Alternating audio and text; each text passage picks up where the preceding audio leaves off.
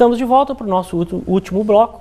O nosso assunto de hoje é sobre o Poder Judiciário e suas atualidades. O nosso convidado, Dr. Lírio. Dr. Lírio, ainda nessa entrevista de manhã do ministro César Peluso, ele falava do sentimento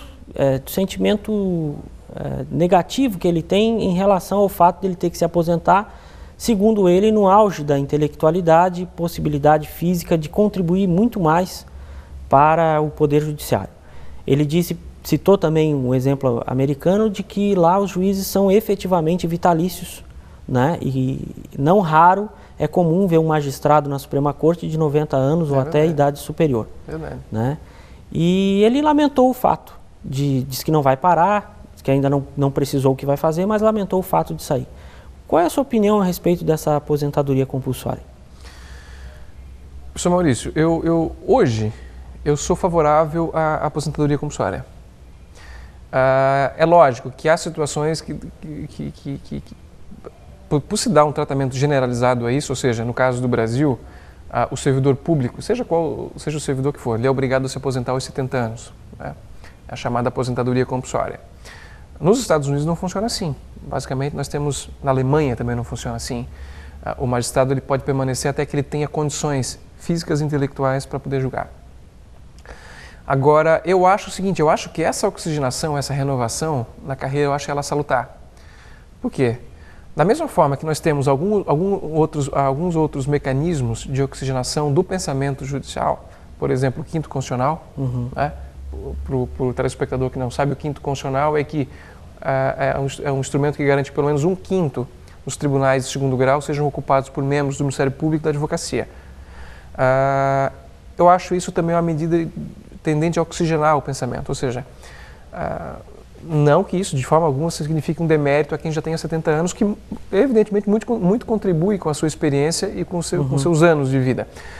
Mas eu acho que é necessário, até por questões de segurança jurídica, que o ordenamento ele dê uma idade limite para o magistrado, não é? Ou para o servidor. Para quê? Para que ele saiba mais ou menos até onde ele pode atuar. Não é? Para que as pessoas saibam até onde ele vai atuar. E é uma questão de fluxo também da carreira, né?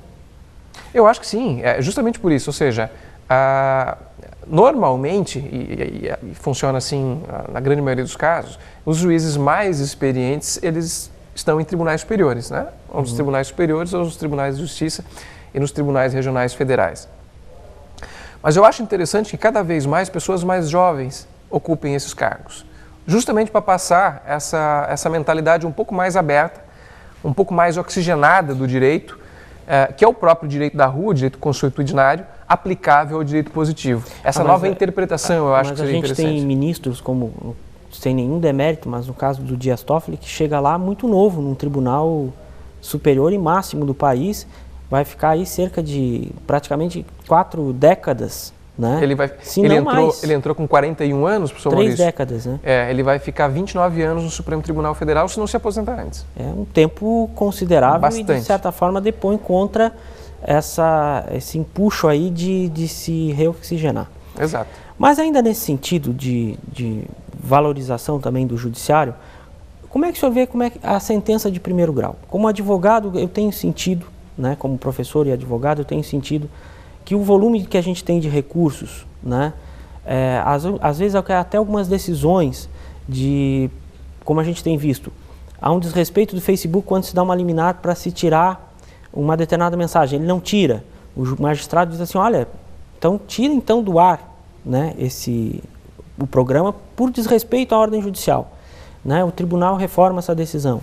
Algumas empresas, principalmente as empresas de telefonia, resistem às ordens judiciais de primeiro grau. Aí o magistrado aplica uma multa pela resistência, que nada tem a ver com o valor da dívida.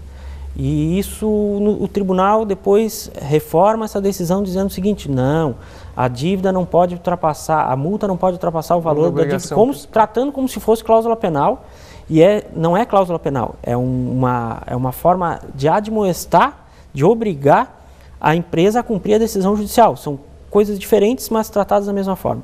O resultado disso é a falta de eficácia, a falta de fazer valer, né, as decisões de primeiro grau. Como é que o senhor vê isso? Eu vejo com preocupação e atribuo isso a duas circunstâncias primordiais. A primeira delas é a questão processual, ou seja, as nossas instituições processuais hoje, elas não prestigiam uma decisão célere em primeiro grau. E por que eu digo isso? Porque nós temos, por exemplo, ainda um sistema inadequado com relação ao agravo do instrumento, que é o recurso que combate a decisão no meio do processo, ou seja, não é aquele recurso que combate a sentença do juiz, é a decisão é o recurso que combate uma decisão no meio do processo. Eu creio que a gente vai chegar um momento que nós vamos ter que extinguir com o agravo do instrumento, não é? Ou deixá-lo para situações excepcionalíssimas, professor Maurício. Excepcionalíssimas. Excepcionalíssimas. Como já é na Justiça do Trabalho. Como já é. Que, aliás, as últimas reformas do Código de Processo Civil e muito copiaram a Justiça do Trabalho, que hoje, em termos de modelo de celeridade, eu acho que ela tem bastante a contribuir. Sim, com relação à celeridade, sim. Eu tenho algumas questões, algumas reservas com relação a alguns procedimentos da Justiça do Trabalho. Sim. Mas com relação à celeridade, ninguém duvida de que se trata efetivamente da justiça mais célere. Outra questão primordial que passa, professor Maurício, é a questão da eliminação do efeito suspensivo automático da apelação. Né? Hoje, ainda, infelizmente, o que acontece? Ao interpor um recurso, nós ainda temos dois efeitos automáticos, que é o efeito devolutivo e o efeito suspensivo. Ou seja, o simples fato de eu interpor um recurso suspende a sentença de primeiro grau. Isso é um absurdo. Não é? E os juízes também não são tão fomentados a ter uma cultura de usar a tutela antecipada na sentença. Exato. Né? Exatamente. O que em situações de entrega do direito para a parte seria o mais eficaz também. Eu acho que seria interessante a gente localizar o nosso telespectador em tutela antecipada. Talvez quem esteja nos assistindo agora não saiba o que é isso.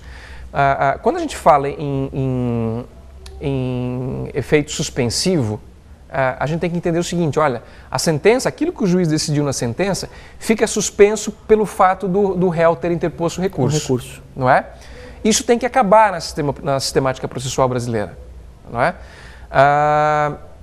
Outra questão, por exemplo, professor Maurício, inadmitir, por exemplo, procedimentos injuncionais com relação a determinados documentos, como acontece na Itália, por exemplo. Nós temos um processo muito mais célere na Itália. Agora, a tutela antecipada que o senhor colocou é uma questão interessante. Olha, essa tutela antecipada, o que ela faz? Como o próprio nome sugere, ela antecipa aquilo que eu postulo lá na inicial. Então, eu já concedo a tutela antecipada no início do processo. Não é? Ou seja, numa situação de urgência, por exemplo, eu não posso esperar até o final do processo, que por uma contingência normal pode levar 1 ano, 2 anos. Ou até mais. E quando tem recurso, mais ainda. Mas normalmente o que a gente vê é que esses processos eles não duram mais do que 1 ano, 1 ano e meio em primeiro grau. Qual o grande problema? O grande problema hoje da sistemática, da demora dos processos, decorre no seu procedimento depois da sentença de primeiro grau. Por quê? Porque nós temos intimação depois, até esse recurso chegar no tribunal já leva tempo, até ele ser distribuído, até ser feito um relatório, até ser julgado, até ser publicado. Pois é. Embargos declaratórios, enfim, nós temos uma série de instrumentos processuais que precisam ser revistos. Né? Doutor Lírio, infelizmente nosso tempo acabou. A gente vai voltar aqui outras vezes, vamos fazer outros programas, porque essa questão ela é uma questão de extrema importância, né? Não só para os alunos do curso de Direito da Unisul, mas para a comunidade em geral. Queria lhe agradecer a sua disponibilidade de estar aqui, tá? E com certeza nós faremos outros programas com outros temas tão interessantes quanto. Senhores telespectadores, nós ficamos por aqui, né? Até o próximo programa.